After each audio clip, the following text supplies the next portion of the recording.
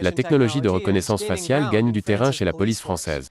Mais elle suscite l'inquiétude. Un expert français affirme que la situation pourrait bientôt ressembler à celle de la Chine. Voyez le reportage de notre correspondant en France. Des gilets jaunes dans les rues de Paris à la tombée de la nuit, le 30 janvier. Samedi, la ville a connu une nouvelle journée de protestation en opposition à un projet de loi controversé sur la sécurité. Si elle est adoptée, la loi donnera aux forces de l'ordre un meilleur accès aux outils de surveillance comme les drones et les logiciels de reconnaissance faciale. Vous arrivez à l'aéroport, il y a ça dans les films de science-fiction. Le gars, il arrive à l'aéroport pour acheter un billet, il y a une machine qui le regarde et qui sait tout de suite qui il est. Cette technologie a été testée par une entreprise française il y a un an au Kazakhstan.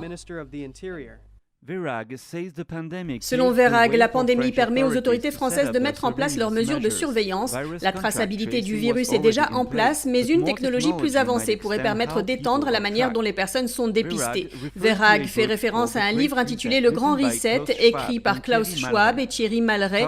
Klaus Schwab est le président exécutif du Forum économique de Davos. Son livre propose une nouvelle théorie sur ce que devraient être les pays occidentaux une fois la pandémie sous contrôle. Il suggère une surveillance totale de la population pour sa propre sécurité, selon lui. L'idée du suivi, du traçage des individus, du traçage permanent, il ne s'agit pas d'un traçage une fois par mois.